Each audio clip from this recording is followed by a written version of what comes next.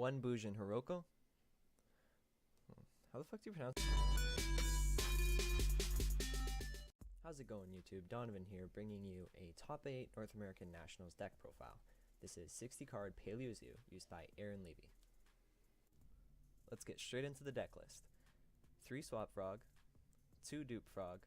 Now this is interesting because most builds run 3. However, Aaron has chosen to run 2 because it's not something you really want to draw. You'd rather search it off of Toad or dump it off of Swap Frog. 2 Ronin Totem, 2 Ratpier, 2 Whiptail, 2 Ramram, 1 Thoroughblade, 2 Gameciel, 1 Humongous, Humongous what? and 1 Juzikiro for the Kaiju package. Now what we should notice here is that there's 2 Gameciel because that's the Kaiju he wants to see more often because he can recycle it off Toad. Also, we need to consider just how important the Kaiju package is in this build. Paleo really struggles against True Draco, and the Kaijus obviously take care of that. 1 Max C, the card should be banned, obvious to include. 1 Fairy Tail Snow, also a busted card. And 1 Bujin Hiroko. Now this is an interesting tech that's been starting to see play. How it's used in this deck is he uses the 2 rats, like you would in the standard combo, to make an emerald, but instead he makes Kagatsuchi. And off the Broadbill, instead of searching what would normally be a Whiptail, you search for Haruko. And you, after using the mill off the Kagatsuchi, use Haruka's effect to switch it out for a Tsukuyomi and draw cards. 2 Slumber. This card's really good in this build because if you mill it, it can search Kaijus, which is important because Paleo basically auto-loses against True Draco, and obviously Kaijus will help. 1 Regeki, 1 Grass. Now, Grass is just an insane card, and I think what this deck proves is that even at 1, 60 card decks can survive just because of how powerful this card is. It sets up all his Paleozoics in Grave, sets up Lost Wind, Breakthrough Skill, Fairy Tail Snow obviously, Slumber, and even Zodiac combo. 3 D-Barrier because we're in Zoo format and this skips their turn. 3 Strike, and 1 Warning. He sided these cards out every time going second because they don't do much versus an established board, and he also sided them out every time going into time because he didn't want to lose to paying life points. 3 Lost Wind. Now this card's really good, especially in this deck with all the milling. If you draw it, it can stop Zoo twice, and if you mill it, it's basically a free card to stop Zoo. 3 Paleozoic Book of Moon, 3 Paleozoic Karma Cut, 2 Paleo Foolish Burial, and 2 Paleo MST.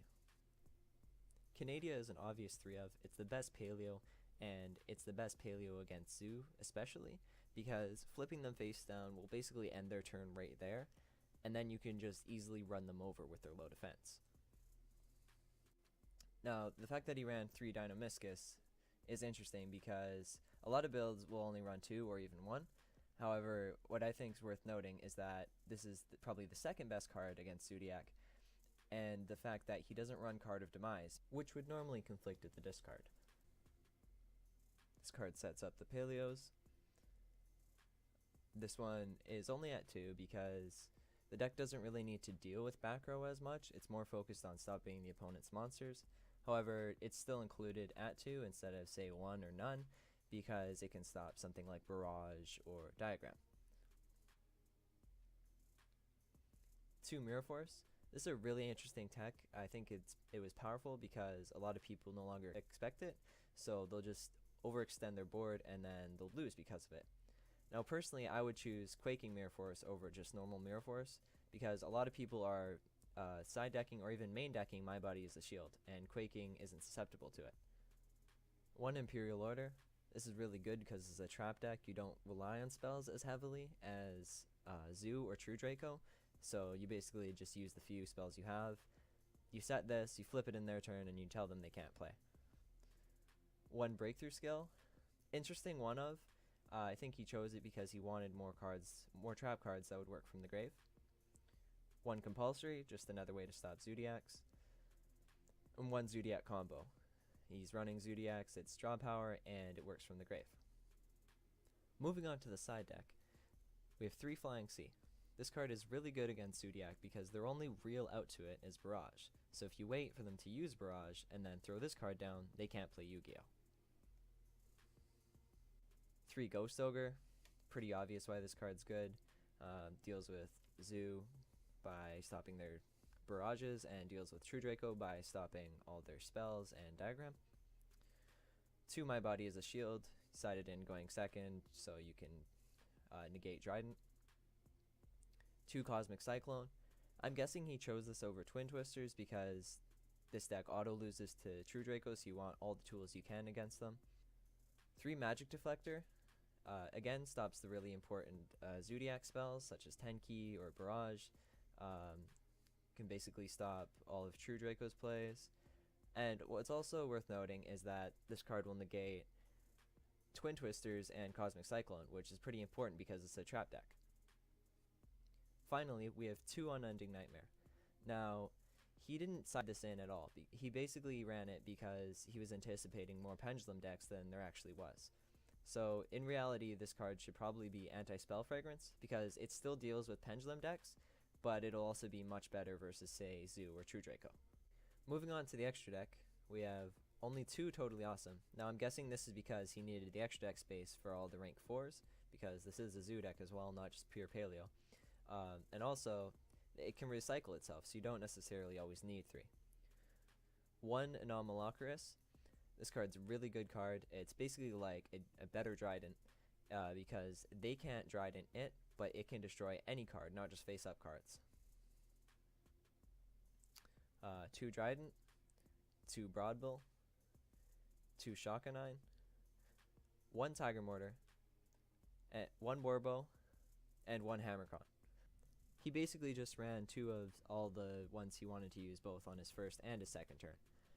1 Kagetsuchi and 1 Tsukiyomi. These 2 are used for the previously mentioned Haruko combo. And finally, 1 Emerald.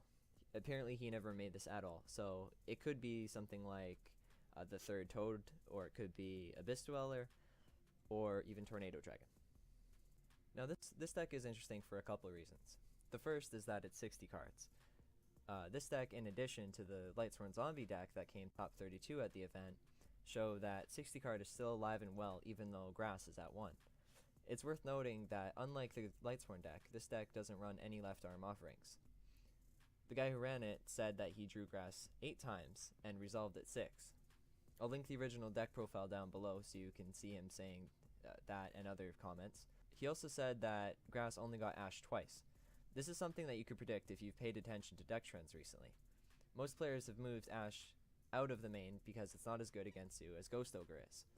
So with Ash out of the main, Grass will resolve more. The second interesting thing is that this deck is Paleozoic. Something I've been wondering this format is why hasn't Paleo been topping? The deck has an excellent Zodiac matchup, and as we all know, Zoo has been dominating the top cuts of every event. Paleo does have an awful Draco matchup, but Draco is far less represented at events than Zoo is. I suspect that the inclusion of the Kaijus in this build really helped him deal with the Dracos. Overall, I feel like this was an excellent meta call for the event, and I really like the creativity that went into building this deck. Let me know in the comment section below what you guys think of all the interesting and creative deck choices. Thanks for watching.